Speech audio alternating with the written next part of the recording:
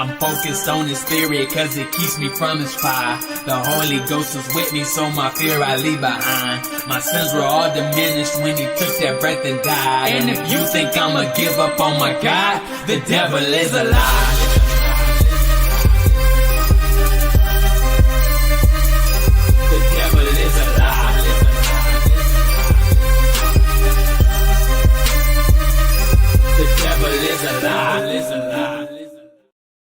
Hello. Welcome to Black Teen News. I'm your host, Christina Barr, and today we're going to be talking about Simone Biles apologizing. A lot of people assume it's her PR firm crisis team, who actually put it out. But we'll talk about what she said because a lot of it is buzzwords and nonsense to play to still the ideology while apologizing for body shaming Riley Gaines, which she's really getting dragged for on the internet. Also, I want to talk about this report that CNN put out about guess who is for Trump's immigration policies, America. But immigrants who have come here legally have very much shifted to the GOP approval position. And they've made a big jump on being for Trump. He's made a huge leap since 2016 and even 2020. And it is because it is just common sense that we should be able to defend our borders. And when you come into the country and you immigrate legally, and then you see people skip the line, it ticks you off. It really ticks you off. So we'll be talking about that, a bit more about the LA riots. And also, Senator Josh Hawley wants to support a $15 minimum wage federally. That is not a conservative position in the least bit. So we will be talking about those things today. Before we jump into everything, I want to encourage you guys to go to blackteennews.com, check out different content on the website, different articles, videos, etc. If you like what I do here, you guys can support at the website by leaving a donation on the site. Like I said, it does cost to do all this stuff. And if you want to support, especially because it is my birthday, but you guys can go to the website to do that. And you guys can also do super chats. You guys can do, if you're on Facebook, you guys can do stars. And but I appreciate you guys. You guys can also go to the website and check out different merch that's available on there as well, like different mugs and t-shirts and so on. And like the mugs and things. Also, I encourage you guys to check out some of my books that I've written. There's a link in the description that'll take you to an Amazon page where you can see some of my books and so on. Thank you in the comments already for my happy birthday comments. I did just it's hard to sort of pick for me what I want to do for my birthday. And I'm gonna be a little honest, it's a little this first one without my mom. And so in some ways it's dreading it a little bit because life just has to go on. But it's sad. But happy, still here, still with family. And so this morning I got up, I went for a walk because I'm trying to, shave on some pounds. A lot of pounds, not some. So I went for a walk. I went out to breakfast with my sisters afterwards, and then we went to go see Ballerina, which is the newest film in the John Wick franchise. It takes place between the third and the fourth movie, and it was really good. I knew that it was coming out like that weekend, like right before my birthday. And usually my sisters go to the movies on Tuesdays at Imagine because it's like $5. So I go every so often. I don't, I like movies, but I just, there's a lot of things I'd rather be doing with my time. So I have to really kind of want to see the film. And I really like the John Wick films. And I'm like, I hope this movie's good because this movie's trash. And I watched it on my birthday, I'm mad. But I saw a lot of really good reviews for it.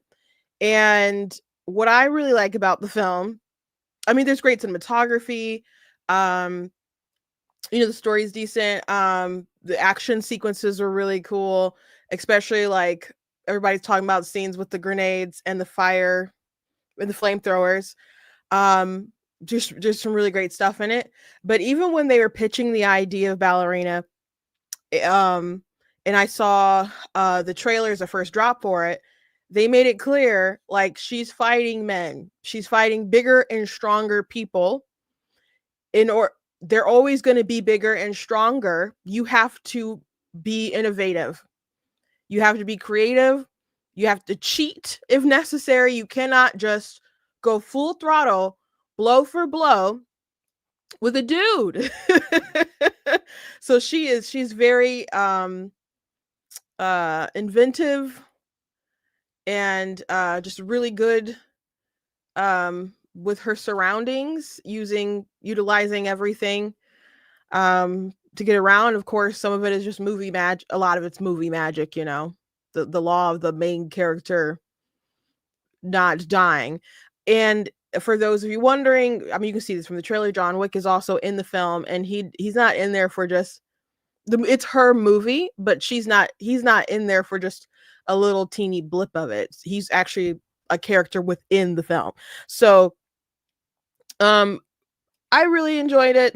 And then I came back here to be with all of you. So here for the content and the discussions. And very surprised about the Simone Biles apology happening. I know it's been like a few days, but still kind of fast, I think. But the internet was not on her side. Anyway, thank you to all of you for your birthday wishes and so on. Let's jump to the story. Already kind of bridged the gap talking about the ballerina and men and women, and we're different. You can't just compete with a guy. If you do, you got to find other ways. Like they encourage her, you have to fight like a girl. You cannot fight like a man. You cannot fight like a man. But Simone Biles, for those of you who don't know, if you're living under a rock and you didn't watch me the other day, she came at Riley Gaines. And Riley Gaines, just to summarize, she saw a post that a Minnesota school put up for their softball team. They have a boy who's a star pitcher who just demolished these girls. And I played softball before, way back in the day, and we had a really good pitcher. And our team was undefeated. And I was decent at softball. What certainly couldn't like go to college or anything off of it. But it wasn't school. It was like a community thing. And I think like there was a church that sponsored like a bunch of different teams. It wasn't even our church, but I joined it. I happened to be on the team with the best pitcher, and having a really good pitcher can really make a huge difference. And they had a boy on their team, and they defeated the former champions in it was like 1-0. I'm like, so how bad were all those other girls on the other team? I don't know, but they had a boy pitcher, and they had never been to the state championship, and now they're the winners of it. So they reposted, they tweeted out a photo, and Riley Gaines drew attention to it. And of course, the comments were off because they didn't want to get like bombarded by, you have a man on your team. And so Riley Gaines pointed it out, and then Simone Biles attacked her, said that you're truly sick, that you should be making space for trans women, and making a different category and doing all this work. And she called her a bully. I'm just, obviously paraphrasing. And then she came out with another tweet that said, you should pick on someone your own size, which would be a man. She clearly did not know that Riley Gaines was 5'5".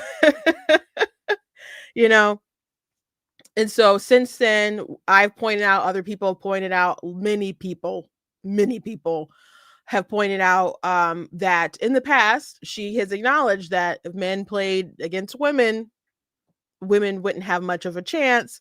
And she's been an ambassador for body positivity.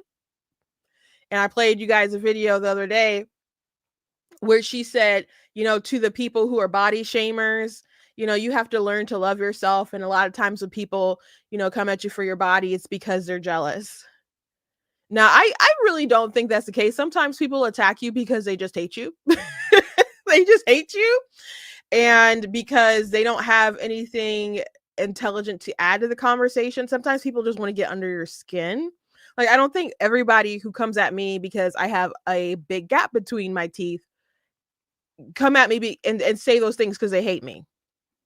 I mean, because they're jealous. Not, and it might not even be like, hey, they just want to they don't like what I say and they want to get under my skin.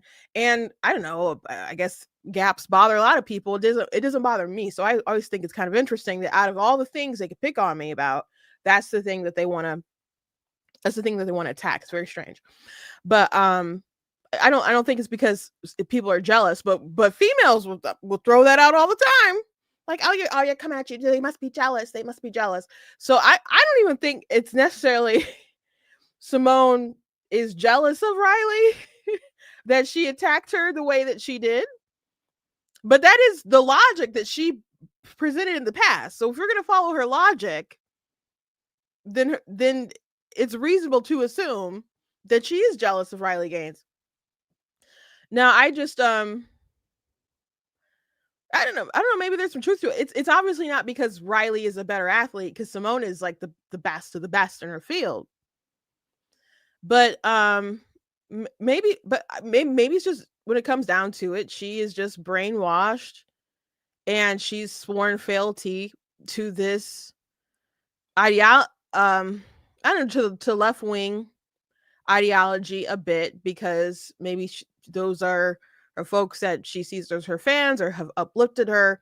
And maybe it's just an example of toxic empathy, that she sees trans women or the non-binary and all the LGBTQ plus AARP folks, I don't know, as being the other that she has to stick up for.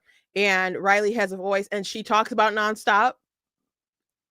And maybe she's just like, oh, that's so mean, and just genuinely saw her as bully. I don't know. But she's in the wrong. She's absolutely in the wrong. So anyway, let's look at what she said. And again, I'm a little surprised that this came so quick, but she was being blasted. I thought she was going to kind of be ignorant about it a bit and be like, nah, I don't care. But I think the body shaming tweet really just made her look like a hypocrite. Really made her look like a hypocrite and ignorant. But anyway, here it is. I wanted to follow up from my last tweets. I've always believed in competitive equity and inclusivity are both essential in sport. Now, people are questioning what the heck is competitive equity. We'll get back to that. The current system doesn't adequately balance these important principles, which often leads to frustration and heated exchanges. And it didn't help for me to get personal with Riley, which I apologize for. That's the apology. I apologize for getting personal with Riley. Okay. These are sensitive, complicated issues that I truly don't have the answers or solutions to, but I believe it starts with empathy and respect. I was not advocating for policies that compromise fairness in women's sports. My objection is to be singling out children for public scrutiny in ways that feel personal and harmful, which I can understand that. Individual athletes, especially kids, should never be the focus of criticism of a flawed system they have no control over. I believe sports organizations have a responsibility to come up with rules supporting inclusion while maintaining fair competition. We all want a future for sport that is fair, inclusive, and respectful. XOXO Simone. So some of the comments like, these aren't complex. Sorry. Yeah, these aren't really complex things. Um, I guess first things first, her idea be like seeing Riley, looking at the school, talking about these schools, they're young athletes. She's putting them on blast. She could have legitimately been annoyed that she's retweeting them and calling out the fact that they have blocked comments. So she obviously wants attention drawn to them, because why else would you point them out? So, she could have legitimately like, "Oh, she's bullying her." And I think that goes to the toxic empathy. And I do think, there is an issue here where you have kids or, minors involved in this, and you have these boys who have been lied to and affirmed, instead of someone sitting them down and say, okay, you cannot possibly know what it is like to live your life as a woman because you are a man. You can have an idea of what that is. You can try to act out on that idea, but everyone else in society is not obligated to validate those feelings. No one in society, in just about anything, has a responsibility to validate your feelings. So if you pursue this path, and parents, that is so up to you. You can say no. If you pursue this path, what you're feeling on the inside is going to be flipped on the outside, and you can't control how other people are going to respond to it. You can only control what you do. But you are biologically a male. These categories of sports are separated by sex. And frankly, if you choose to go this route, you will probably be ending your career. You can do, if you could play on some kind of men's team, but you probably won't be able to qualify if you're taking estrogen. You probably, and your testosterone levels are going down. You're going to make yourself not competitive. And I will not allow you to go on this female team. They shouldn't allow you, but parents it's so cruel to these parents just letting this go on. Like, just stop. Like, it's not fair. Just tell them the truth. And don't let them do this to these girls. Like, I know they want to do what they feel is best for their kid, but do not be selfish. It drives me up a wall. It drives me up a wall. So just be honest with them.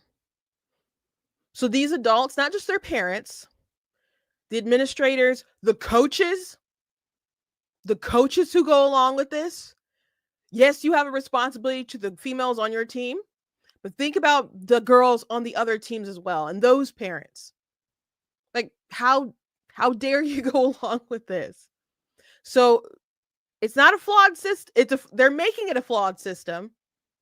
Separating everything by sex isn't a flawed system, but allowing the trans-identifying males, you are making it a flawed system, and it becomes an issue.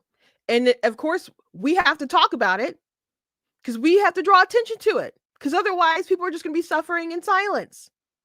There needs to be a public shift, or at least an outcry about this, so it will change. We want the policies to change. That's why we pointed out. And maybe in these kids, they do end up being collateral damage, but not because of Riley Gaines. Riley Gaines is just trying to bring back sanity. These parents should not be allowing this to happen, experimenting on these kids, any of that. But even if they allow that to go on, to then give them permission to play on these sports and harm all these other girls, it's selfish. It's so selfish. But these coaches, And these administrators, they're sick. They're sick. So I agree that there's a flawed system, but that not because male and female sports don't work. It's because they're allowing the waters to be muddied. And her still capitulating to this ideology doesn't help. Okay? Now, she admitted she doesn't have the answers and solutions, but she seemed very adamant that Riley should be taking her time and building a third category instead of doing her advocacy for women, that she ought to just be focusing on trying to make more spaces for males. And we already talked about this yesterday at length. I don't think a lot of these people want a third category. Like the back in the Obama administration, there was a school and there was a boy who said he claimed he was a girl, and they had a space for him, like, you can change here, and he's like, no, I want to be in the girls' locker room. They want the affirmation. Maybe there's other depraved things about it too. I don't know, but they at least want the affirmation. They don't want to be treated different. They want you to go along with what they claim. That's what it is. And it's okay to say no. It's okay to say no. That's what's wrong. People think it's just so mean to say no. You can't do that. Didn't we hear that a lot growing up? Like, your parents say, no, you can't do that. No. Sometimes you can get an explanation because I said so. No, there's like good explanations behind all this stuff of why we would say no. But sometimes I just feel like that's the heart of it. These people don't like saying no, being told no. That's what it is. Just tell them no, you can't. What about where do you put then they just can't play. They just can't play. You don't want to play with the dudes, you just can't play. You made a choice. You just can't play. That's fair. You made a decision. You have to live with it. That's fair. This isn't complicated, Simone. It's not complicated. CNN analyst, it's not complicated. It's not. Now let's talk about competitive equity and inclusion. I already mentioned yesterday, I brought up my friend's video, This is Savvy, and she was like, the women's category is inclusion. It exists to give opportunity for women. And she described inclusion as people being invited where they're owed to be, or something along those lines. Not saying it exactly, but you're supposed to be there and they make space for you.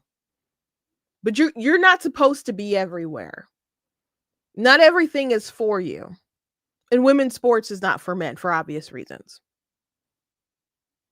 For obvious reasons, guys. But competitive equity, that doesn't make any sense at all. That makes zero sense. Because there's a difference between equality and equity, right? When you talk about equality is everybody like getting opportunities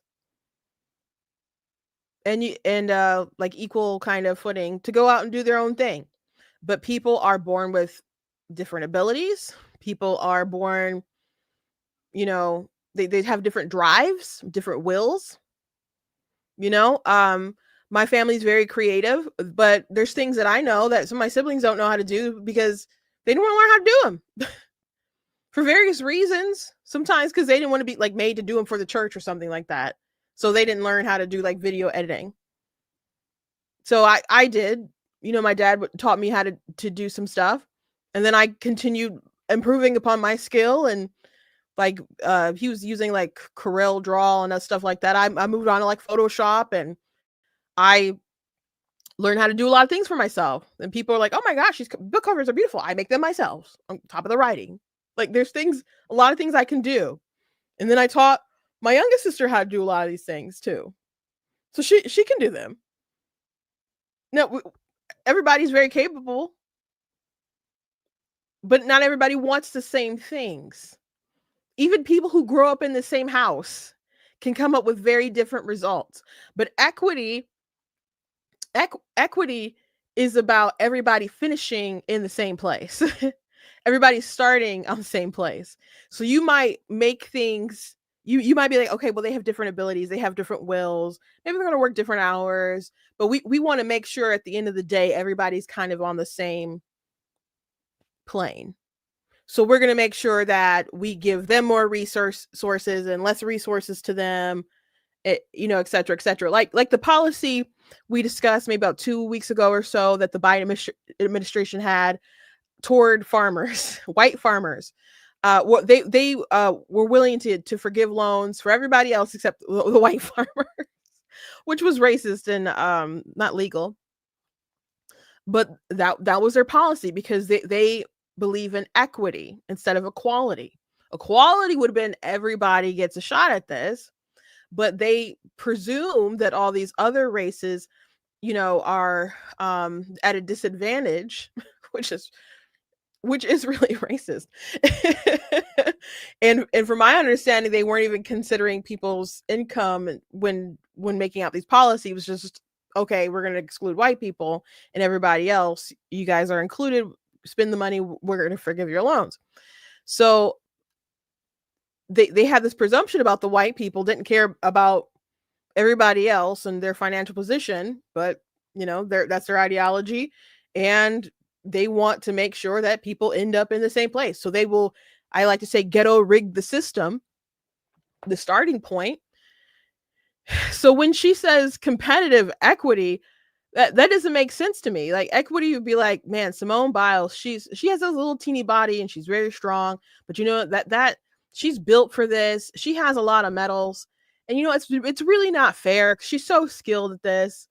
So we gotta start scoring her differently, the negatives, so other people can catch up, because we don't want a first and second and third place. We want to make sure that everybody has equal footing when they get those medals. Everybody's going to get like a sticker instead, just a participation trophy, and just say thank you for being involved. Competition and equity. And when you think about sports, I mean, there are some sports when you're little, they just want to teach you the rules, and they don't want like winners and losers, and they're not trying to keep track of score. I don't like things like that. Even when I was teaching my nephew about how to read, I had bought an app on my phone, and one of the games is like a baseball game, and they throw like these different letters at you, and you're supposed to like hit when it connects to like different sounds or something. And if he did it correctly, I would clap for him. And I wasn't always clapping for him, because sometimes I'd get it wrong. Sometimes I'd boo him, to be frank. I'm like, "Ooh, no, that's wrong, baby." like I clap for wins. I want to affirm we're doing good. So I want to keep track of the score. Yes, there's winners and losers. It's okay if you lose. You got to keep trying. You got to get back up. But it's okay. There's going to be some people who are better than you, who are going to take the W. That doesn't mean that you stop trying. Okay. So just the nature of sports, you have winners and losers. Some people don't even make the team. Again, not everything is for you.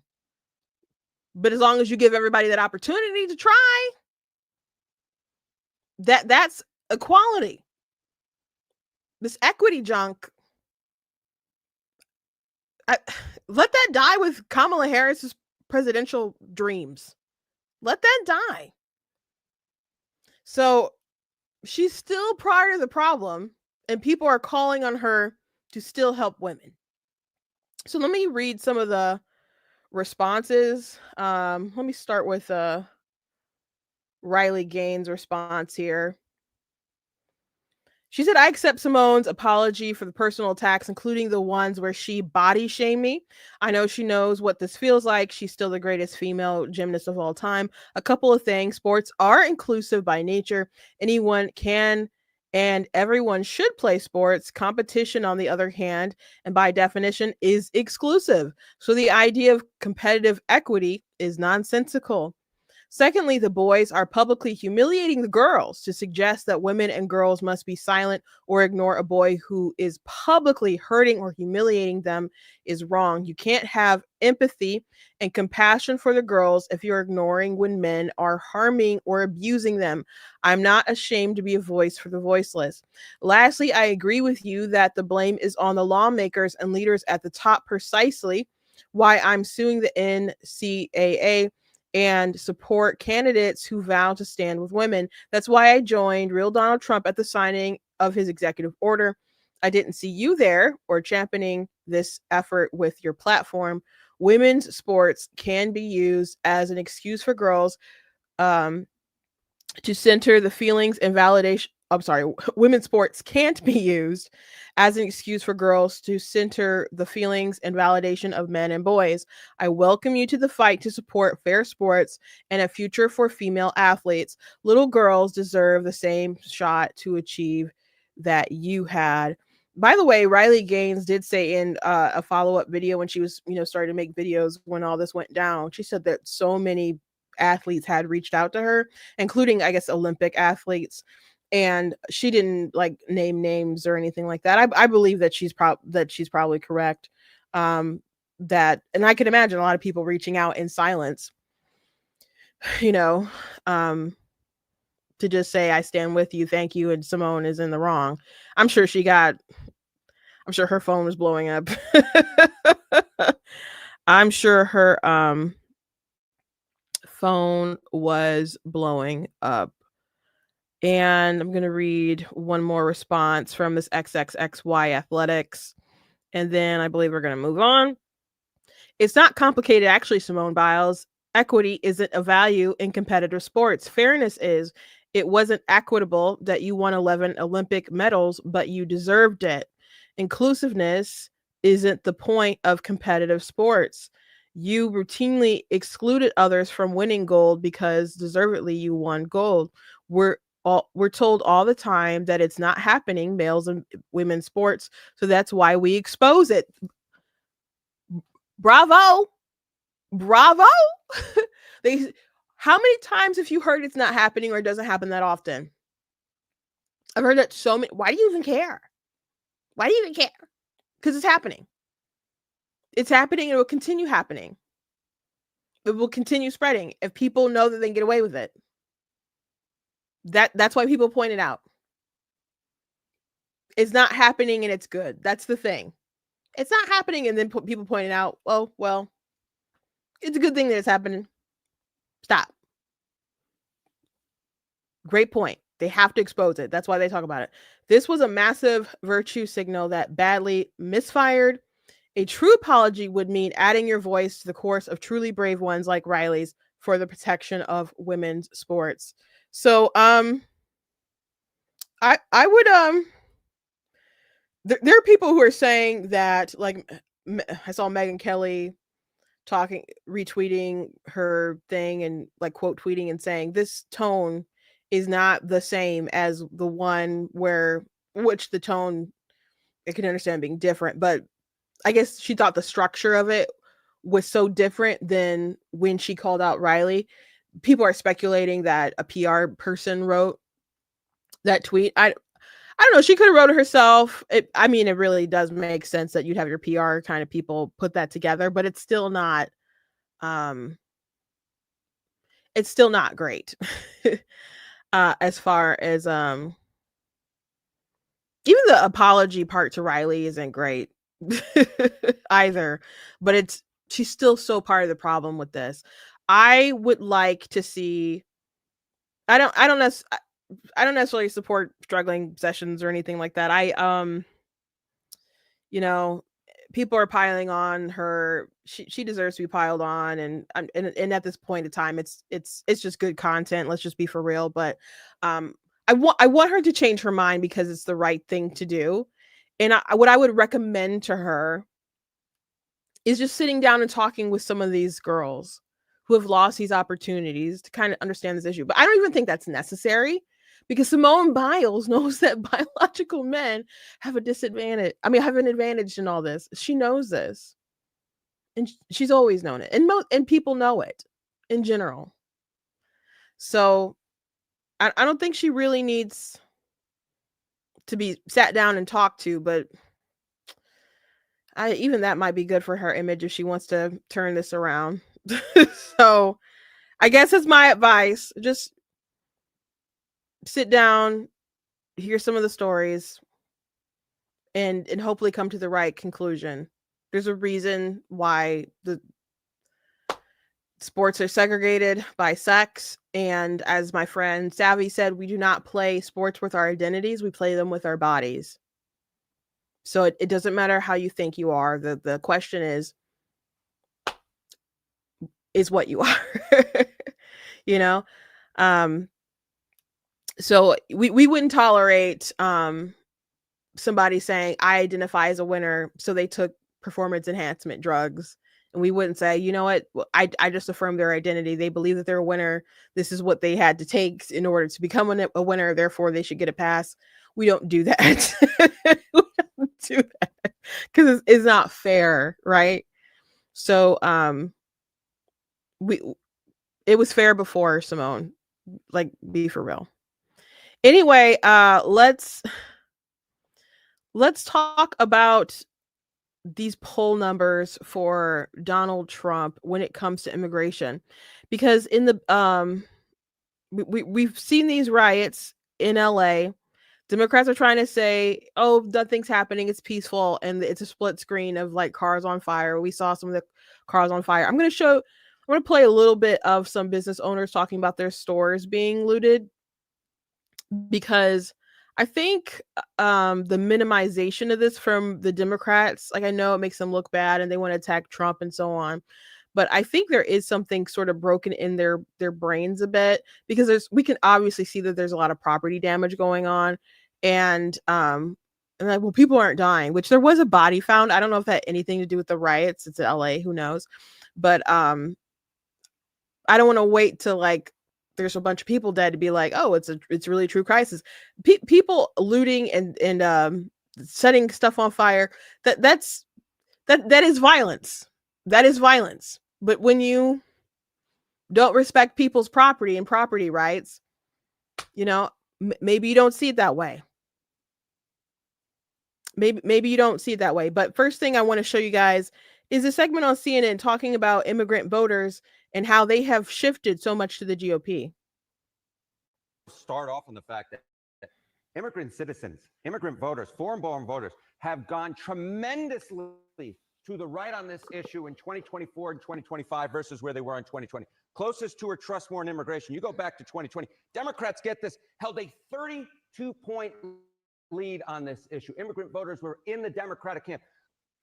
Jump forward to 2024, 2025. Look at that shift, a 40-point shift to the right among immigrant voters. Republicans now lead on this issue by 8 points over Democrats, more so than any other group that I could find. The group of voters who became more hawkish on immigration were in fact immigrants themselves, immigrants who are registered to vote in this country. So that's on that issue. How about how they feel about...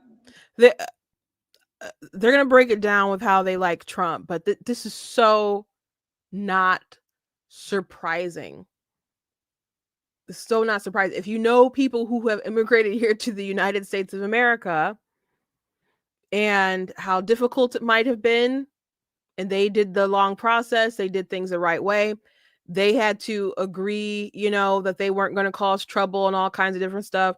Like, I have a friend, her handle's African Hippie, and she talked about like the riots and protests and different stuff that these green card holders will have, and they'll on the college campuses, and them possibly being revoked. She's like, we had to be on our best behavior. Like, that's a given when you come and you try to apply to be a citizen, that you will not be disruptive. You're gonna be on your best behavior and so on. She's a citizen now, been here for years, and is a lovely person. They don't like all this illegal stuff. They don't. And then you had to, make sure that you're supplying for yourself, that you're working hard, that you're not going to be a drain on the system. And then, you heard stories about, people busing the folks to New York. And what did New York do? They housed them in hotels. They gave them, cards for their money and food and so on. In California, they're, putting them on their healthcare systems and all kinds of different stuff. So people see that and they're like, nobody helped me when I came. I came here with 2 nickels to rub together. And I had to make fire.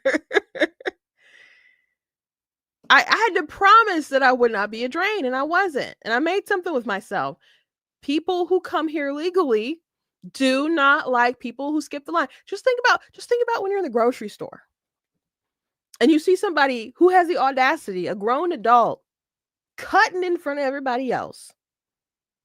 You ain't cutting in front of me, but that is so annoying. That is so annoying. If that annoys people, what do you think these people who came here legally feel? I'm not surprised that they support these policies. America, and by the way, America in general supports Trump with these policies because they made him seem all evil and in the first term, and it was, oh my gosh, these images of the kid crying on the Time magazine, which a kid who was like never separated from her mother, by the way, and they just had all this nonstop propaganda and pieces that they would run and nonstop news. And then they just, didn't even want to film detention centers during the Biden age. And they just wanted to release everybody into the interior because they didn't want them at these detention centers and people to have cameras there. And then people taking up all the resources. And then they had the audacity to cry when Governor Abbott sent them to Martha's Vineyard, or they sent them to Chicago, or they sent them to New York, and they just couldn't live by their own ethic. And then you had all this crime happening, brutal stories about women being murdered and their heads being bashed in, women being sexually assaulted before they're killed. And people have lived with the consequences of the Democrats' policies. And they're like, you know what? The orange man, he wasn't so bad. And you know what? He was actually onto something. He was actually right. If you go back to 2015, I think it's 2015, when Trump was running, one of his earliest speeches, he was talking about Mexico not sending their best. Do you guys remember that? And the rhetoric that just blew up from that was Trump said all Mexicans are rapists. That's not what he said. It's not what he said, but he said people were bringing drugs and crime and other things. He said some, I assume, are good people. He did say people were, coming over the border who were raped, and he didn't even say they were all from Mexico. And it's really remarkable if you go back in time and you watch that. I have a video on YouTube called Top 10 Trump Hoaxes. I do have a clip from that video on there if you haven't seen that video. I do also one of the hoaxes that I do mention also is that little girl on the Time magazine. So if you haven't watched it, it's like an hour, a little over an hour, I think. It's worth watching. But he was right. And people can say, oh my gosh, Orange Man was right.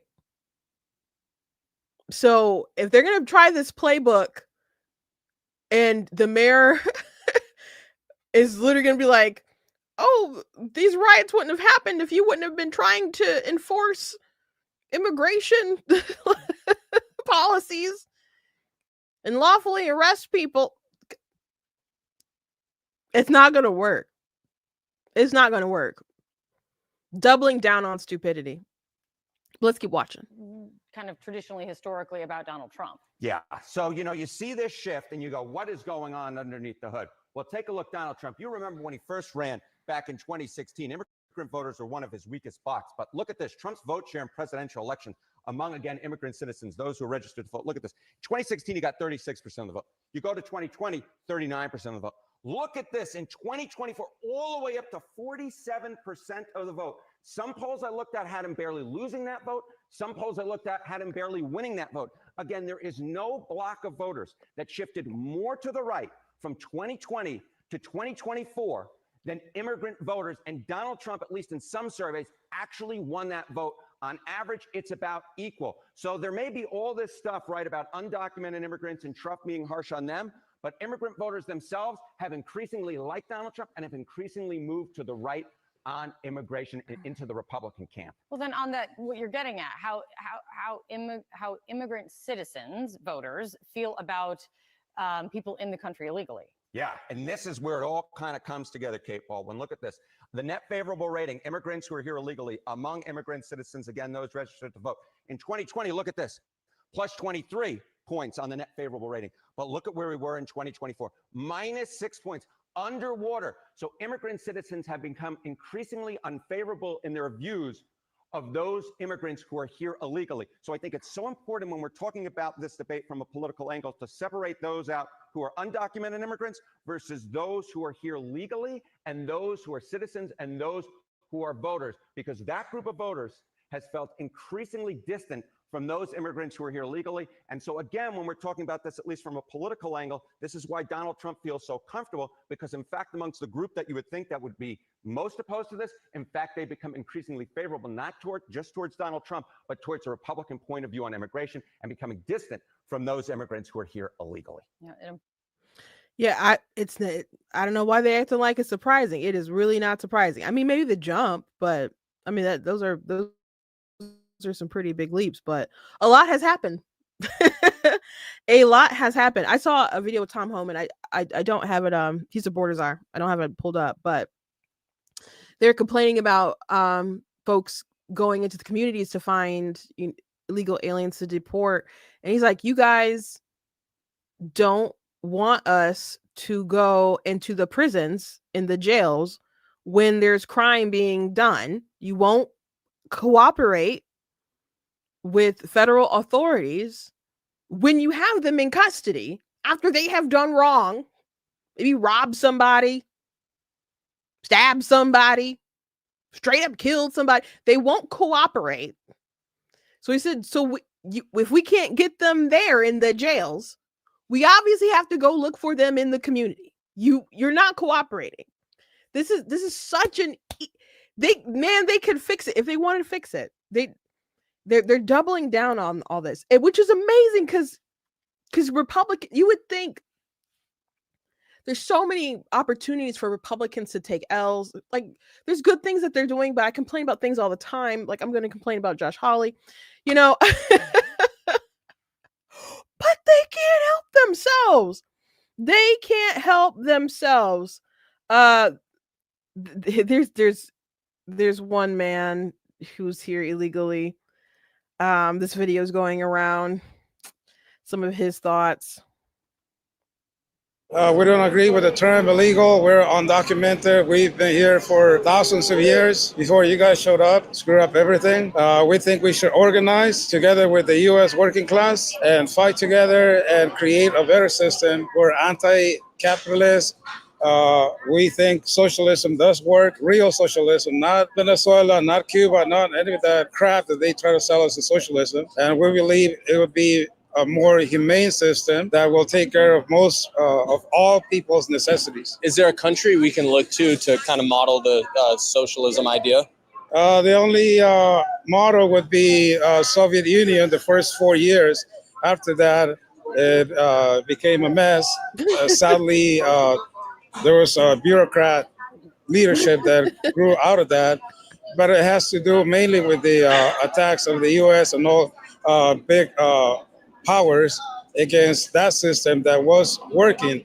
In the few years that it lasted, it showed the world that it could do much better than capitalism.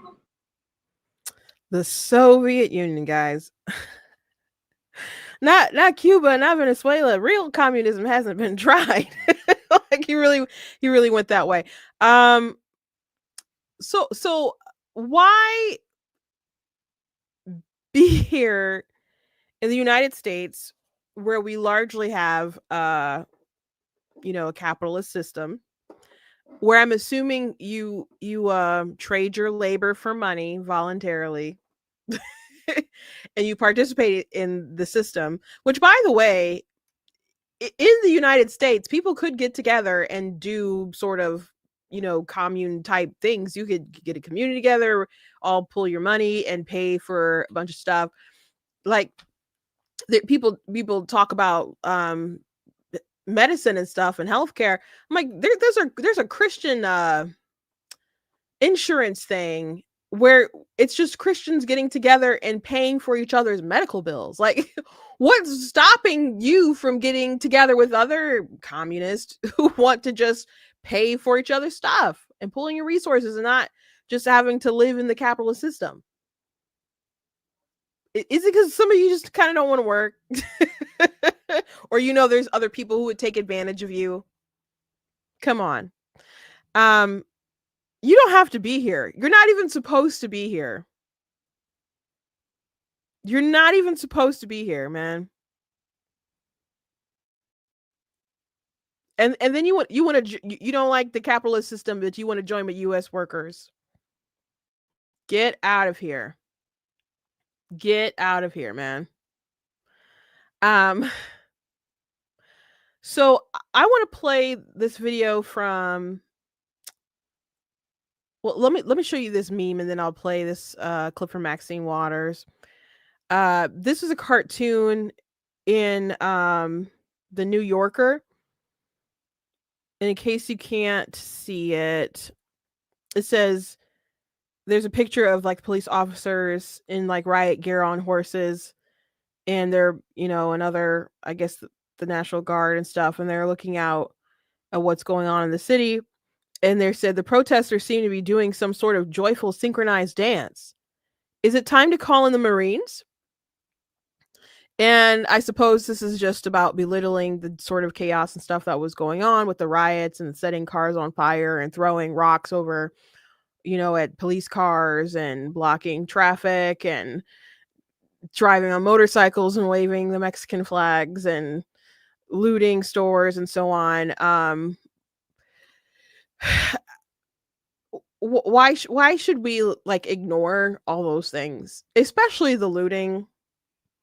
Like I already mentioned yesterday, the setting things on fire. I would not tolerate anybody setting stuff on fire, considering the sort of fires that they had not too long ago and how much it devastated the state. I wouldn't tolerate anybody doing that. I like the community should come together and just, I don't know, public whipping. I think it's just not okay. But like, here's sushi shop getting destroyed. But there's this interview here with a local group just talking about how their stuff got destroyed. Earlier, we were at the Apple store. We were at the Adidas store. Both of them looted, the glass shattered, a lot of things stolen. And they're big companies. They'll take a hit. But it is the small, the mom and pop businesses that... Someone said peaceful arson. So this reporter just mentioned that the Adidas store, Apple, they'll take a hit, but it's really the mom and pop stores that really suffer. I just want to point out that when these bigger stores get hit, yeah, they have insurance. But when this stuff sort of happens, the price goes up. And companies will decide, you know what? I don't actually want to be here. Let me take everything and go to a more suburban area or whatever. I can't be in this city. It's too expensive. We're done. And your community just won't have stuff. Your community won't have an Apple store or grocery store, a Rite Aid. Well, Rite Aid's like bankrupt, whatever, but it's the equivalent of that. Target. They'll just not have it in the area if it's too expensive, or everything will at least be locked up, and then people will get all mad, like, oh my gosh, why is toothpaste and deodorant locked up behind a cage? Because you act like animals. Or maybe you don't, but you elect people who don't arrest people who act like animals. And it's not profitable. Man, I just hated working in stores and having to fill out the incident reports at the end of the night of stuff that just got stolen. It was annoying. Like I when I worked at Micro Center, I was over the flash drives section, like in the build your own section of the store. My aisle was the flash drives. I kept it very neat and nice, but people would steal flash drives. And some of the flash drives, a lot of them we had to start keeping. If they were really expensive, we kept them behind like a glass case so people could come in and see them. But some of the ones, that were, and people bought 32 gig, 64 gig stuff all the time. We had to keep them in the back room. And that just ate up our time. So if someone comes to that side of the store and you hear that cart jiggling, you're like, oh my gosh, someone's coming. They want to build a computer, because I worked on commission.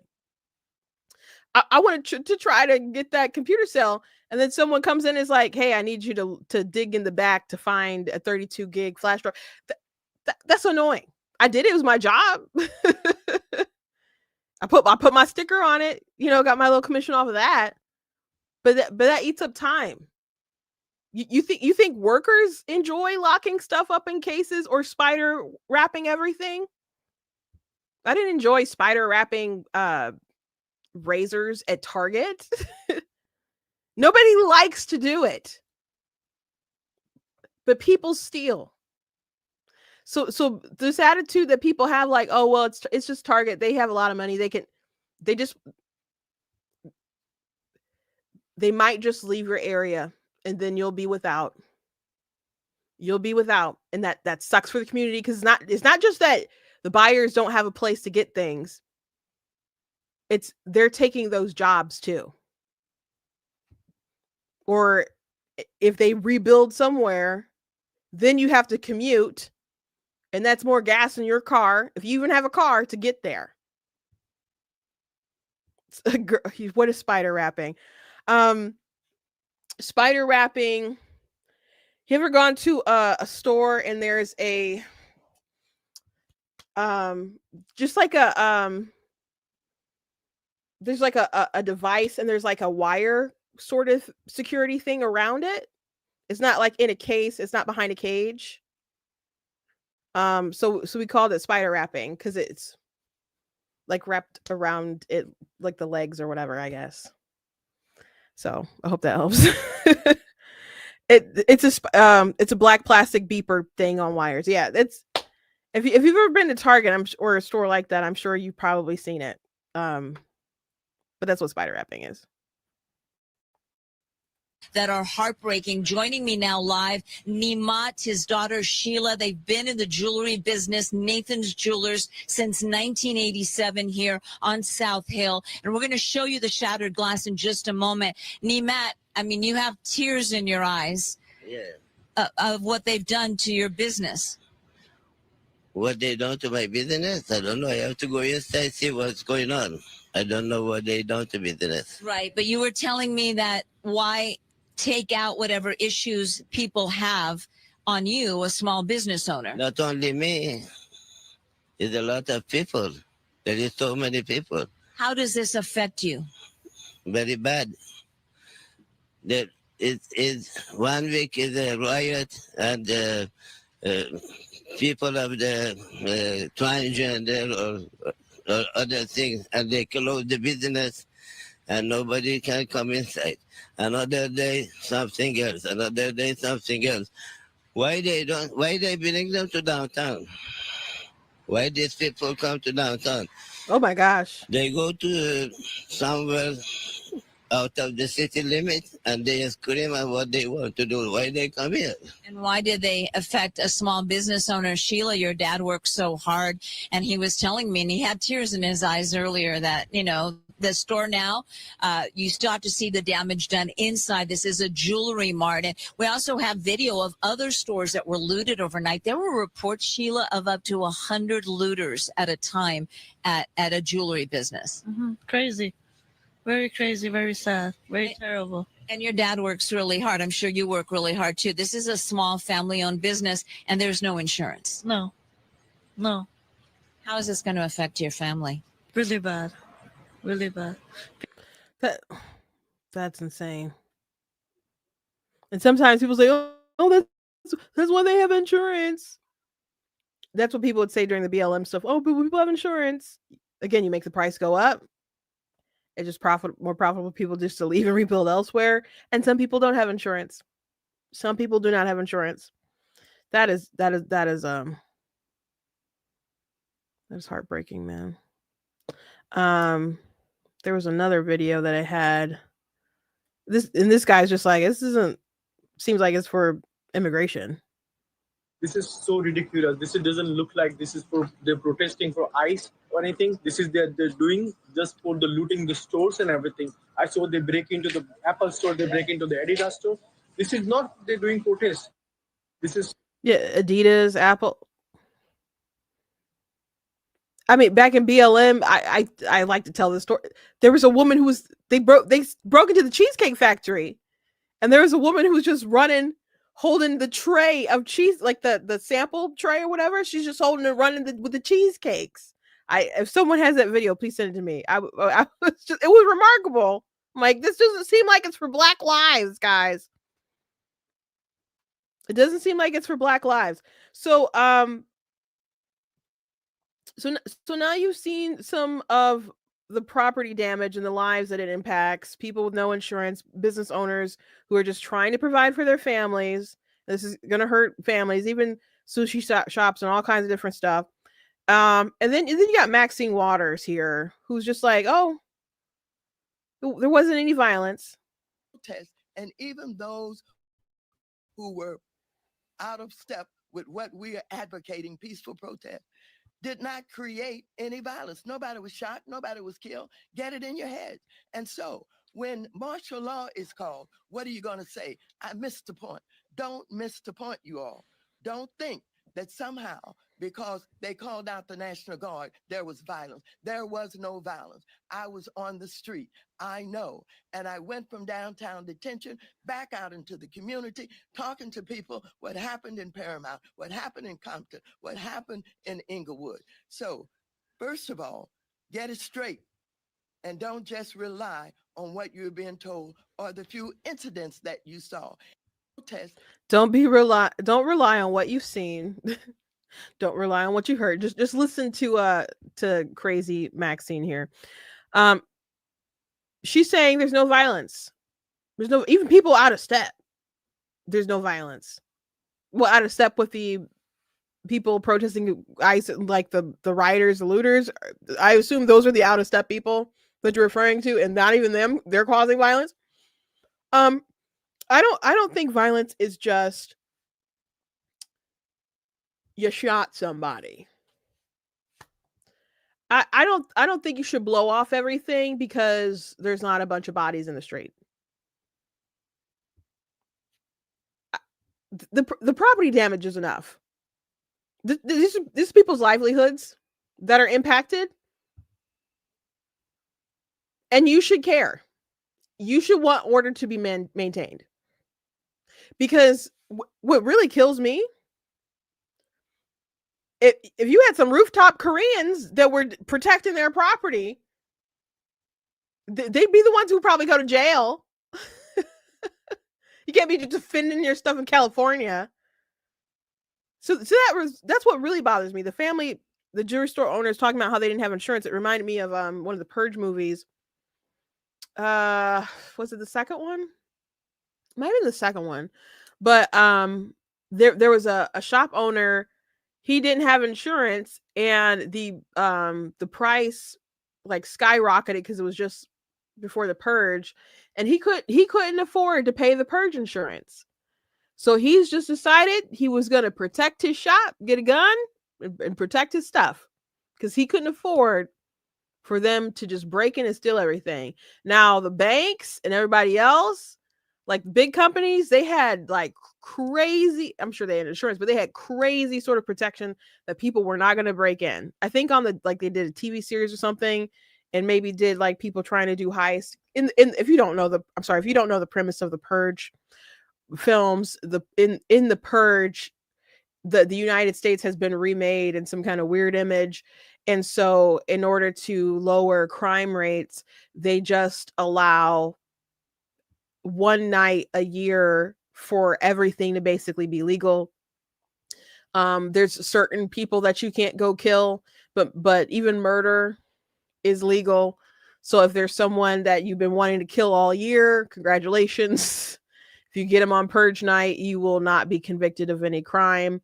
When I first saw the first film, I'm like, this could totally play, because there's one person, Ethan Hawke played a father who sold purge like security, and there was these group of white kids or whatever, or young people, they weren't kids, but who were chasing down this black guy, and Ethan Hawke's son felt bad, and they allowed him to come in the house, and those people wanted to get in, like, we're going to get in and we're going to kill him, like, you can let him out or we're going to kill you. So they end up, it's about them trying to break in the house and then kill everybody. So it was really kind of more localized in that first film.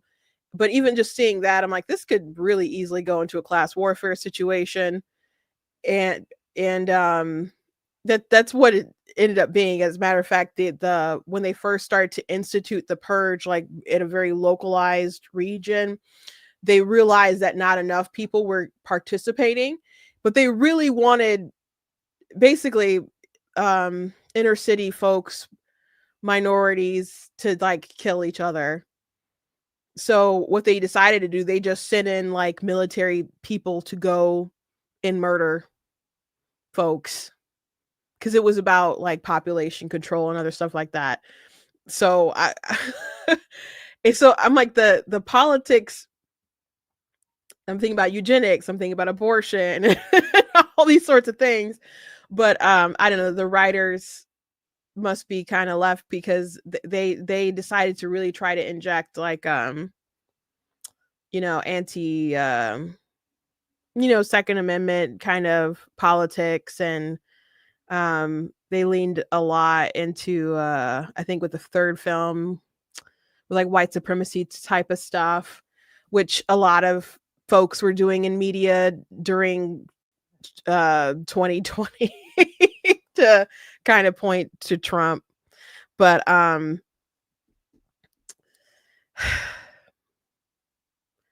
anyway, that family made me think of that situation, because he needed to protect his shop and he didn't have insurance. And if this man decided to stay behind and protect his store, and he did shoot somebody,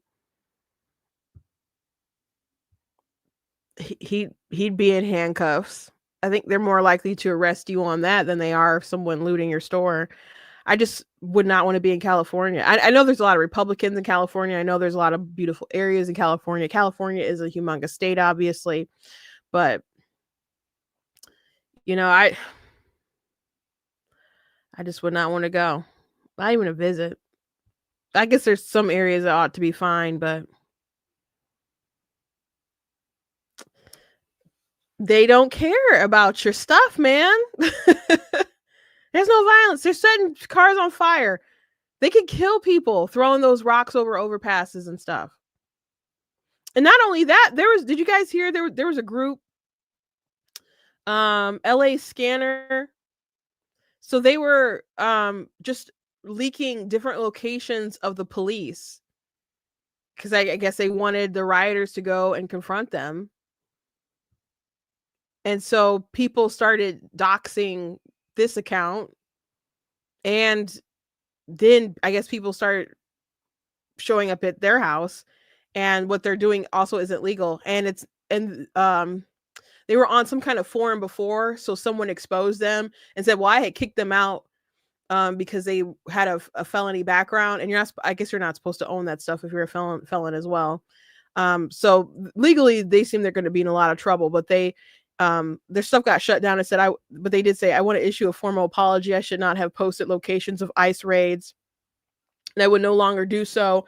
I've contacted the authorities to take responsibility, and they are currently reviewing my account to determine if any laws are broken. If it's found that I have violated the law, I will cooperate fully and turn myself in. To those targeting my family, please, I'm begging you to stop. They have done nothing wrong and do not deserve to be dragged into this. The anger should be directed at me, not them. Someone has already come to my home, pounding on my door and demanding to confront me. This has gone too far. To anyone I may have put at risk, I sincerely apologize. That was never my intention. Of course it was your intention. You're not that stupid. Of course it was your intention. I'm not saying I want this person to be hurt. Obviously they can't take their own medicine. But man, don't act stupid now. You know what you were doing. Maxine, you we should just ignore all this. We should just ignore all this. No one's violent. No one's shot. It'll only get worse if you keep pacifying this nonsense.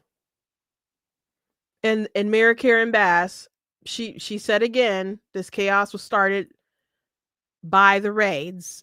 So it's Trump's fault. Not just for sending the National Guard, just for enforcing the law, period. We need to stop the raids. This should not be happening in our city. It is not warranted, and the only thing it does is contribute to chaos. This was chaos that was started at Washington, D.C. On Thursday, the city was peaceful. On Friday, it was not, because of the intervention of the federal government. We need to.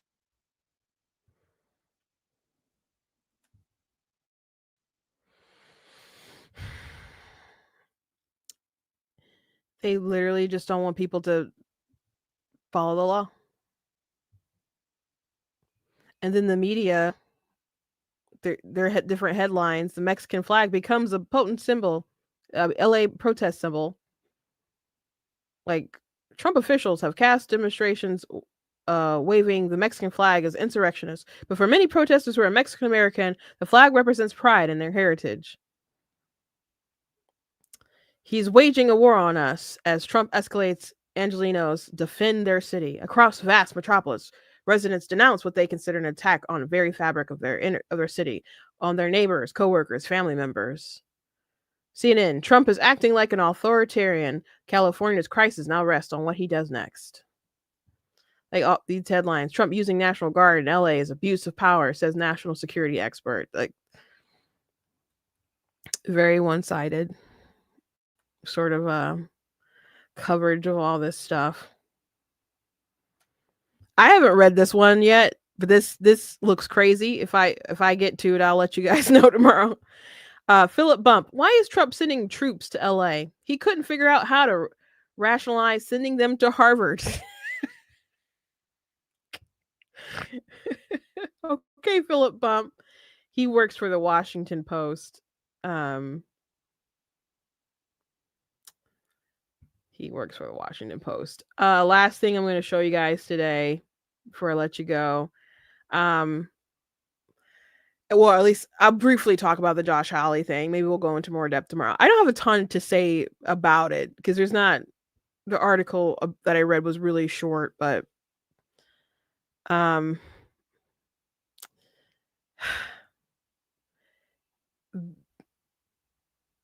this guy, this Princeton University professor, Eddie Glaude, he's on MSNBC quite a bit. But he said that ICE is acting like slave catchers. Now that folk have their red meat, now that they're going to see the spectacle of quote unquote LA on fire, which it's not, Right? What will happen? Will he activate the ugliness that got him in office in the first place? Will folk now declare why they love him? Because we know that he's always good on the immigration question. And then the second thing, this reminds me historically of it's not a clear analogy, but when the nation, when these political factions divided the nation in between slaveholders and slave catchers. When they made everybody with the fugitive slave law, all of us had to, if someone escaped, all of us had to return that particular piece of property to these folk. With ICE running around LA, forcing people to make choices. Will they protect their friends, their neighbors, their family members? Will they confront these folk and they're terrorized? I'm sitting here trying to figure. So I love how he was like, it's not a perfect analogy. Yeah. It's not a perfect analogy. It's not a very good one at all, sir. Sitting there as a very emotional black guy. He has said some wild stuff, been very emotional on that panel before. I'm not really surprised by this rhetoric.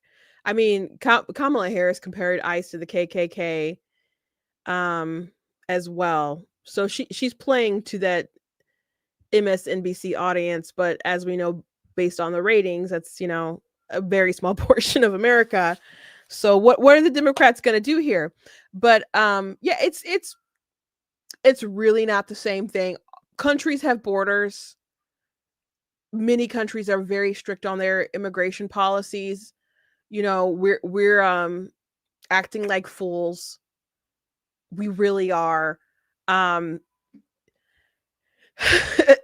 If they wouldn't apply this sort of logic about turning in your neighbors, and if they did a crime, everybody participate and help and get them if we were talking about people, January 6th and those folks getting arrested.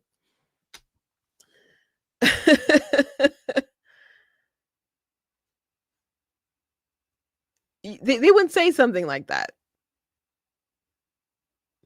It's nowhere near being a slave. It's not comparable, because you had human beings who were dehumanized and treated as property. And of course, that was immoral. It was immoral. People committing crime and being sent back home is not being treated as inhuman. They're not being treated as property, like you're owned by someone. It's just really incredible. He's a professor. I'm sure he's read many books and at least seen documentaries and films. It's just really offensive to see these kinds of comparisons. Like, people compare stuff all the time historically. I understand, I do it too, but you have to have a good sort of basis for it. And this is not it. And unless it's just all sort of law enforcement stuff you just see as slave catching, and maybe you do. Maybe do. But the big difference here, in the case of illegal immigrants, came across really has done something wrong. People who have done something, they have done something wrong. But people should never be slaves. Are you just for open borders? We know that's the answer. We know that's the answer.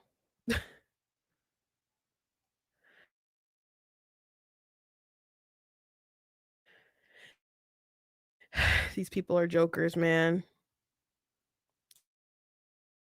MSNBC, man.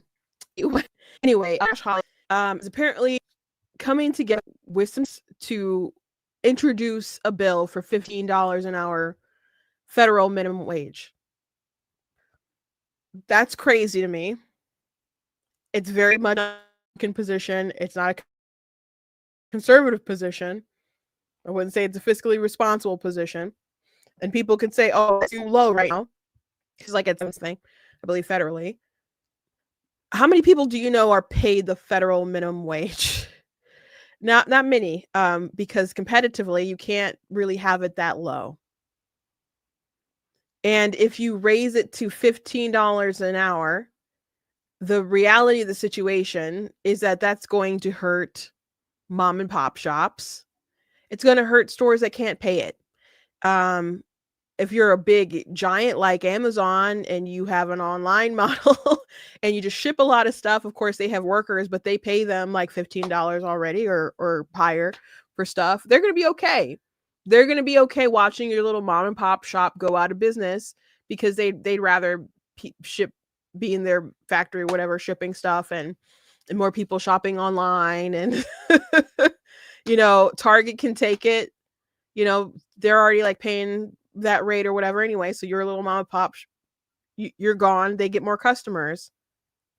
These big chains, they get more customers because they're taking from you. And a lot of times these bigger groups, they might even lobby for different policies that they can survive, but little businesses can't. So I don't understand. I just saw that he was going to do it, that he's going to partner with those folks. I would love to see his reasoning. And I would love to see some debate on the floor with Ted Cruz and other folks, because the reality of the situation is the real minimum wage is zero. If businesses can't afford to hire you, they will not hire you and you just won't have a job. And then I know people want to be paid what they say a living wage or a fair wage, et cetera, et cetera. But again, if they can't afford you, they just won't hire you and you won't have a job. But there is a background of eugenics with this stuff too, that when it was implemented, they knew that it would cause a lot of different minorities and different groups that they deemed to be unfit to lose their jobs and possibly be on the government teat. And that they were okay with that because they don't want people to be the authors of their own destiny, to be able to really control their lives and their families. They want them to be dependent on the government because they can control them. And that's just historically accurate.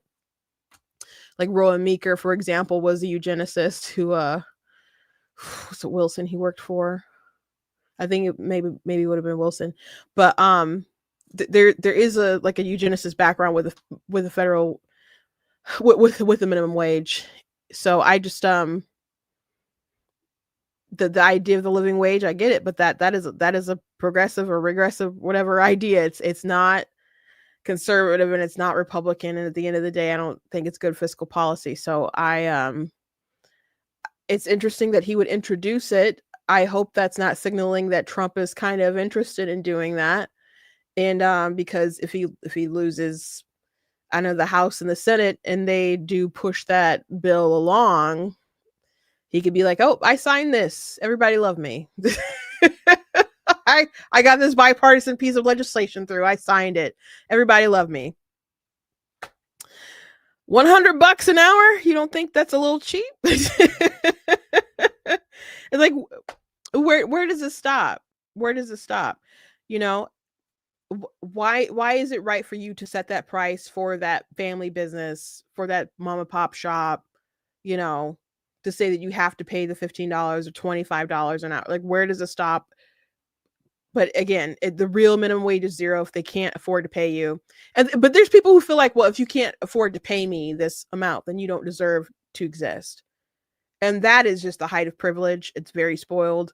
You go out and you create your own company and you pay yourself if you feel that strongly. But you don't have the right to say that about other people who have sacrificed, put, themselves out there to start a business.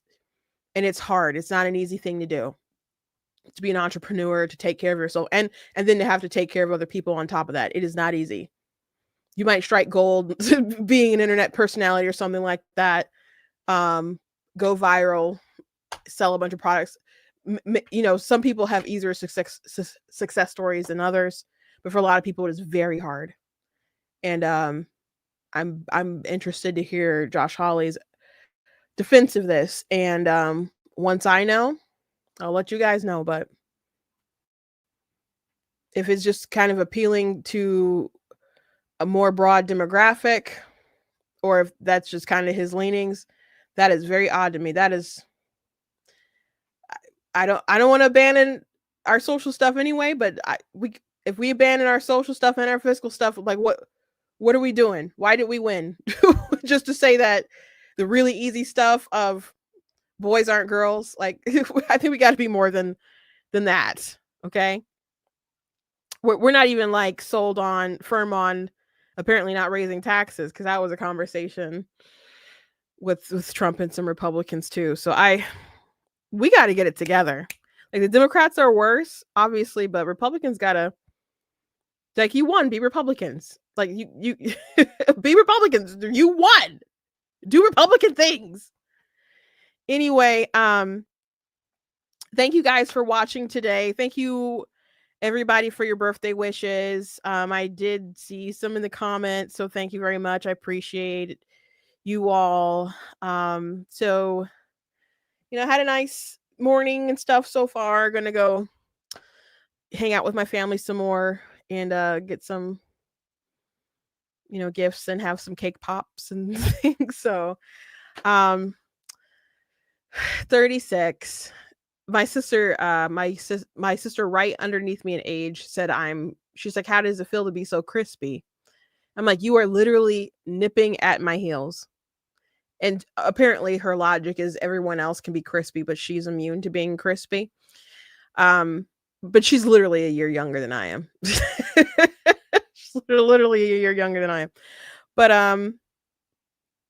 I appreciate you all being here with me. Not just today, but some of you are here like every day, very close to it. If you can't watch it live, you watch it back later. You watch it at work. You watch it while you're cooking. And I appreciate it. You like the stream, you like the live, you comment to try to get more traction, you tell other people about my stuff. Some of you have gone the extra mile and bought some of my books, and some of you have donated, and it's not gone unnoticed, and it certainly is appreciated. And I've been doing this for a while. I've been shadow banned a bit or just strangled a bit on YouTube and Facebook, but you guys are here and you're still watching, and I thank you. And I have worked really hard with Black Teen News, and I still expect it to keep growing and developing and getting more eyes. But I thank you guys for all that you've done along the way. So I appreciate you. So go to the website, check out the content if you want to support. You guys can support there. You guys can also check out my different books. There's a link in the description that'll take you to an Amazon page. I have my website, my book website up. So I'm just gonna show it really quick. There is a link on the description on Black Teen News. If you go there, there's a banner that'll take you to this website. I have to change this banner though. That's like my old book cover for Phases. And but here's some of my my books. I guess here's all of them that are published right now. Super Kid 2, The Light Book, Sunrise Sunset. I'm gonna change those covers. So if you're like, oh, that sounds really interesting, I'd wait. I'm gonna update that. Almost Alive series, the Queen series, the Nameless series. That's The Color of God's Eyes, Song of the Devil's Lips. Those are my babies. They're all my babies, but I love those. The Cursed Moon series, those are werewolves, Cursed Water, mermaids, and Anubis. That's a vampire story. I know that gives people Egypt vibes, but there's a reason. There's a reason for it. So anyway, I appreciate you guys, and I'm going to see you tomorrow. God bless you.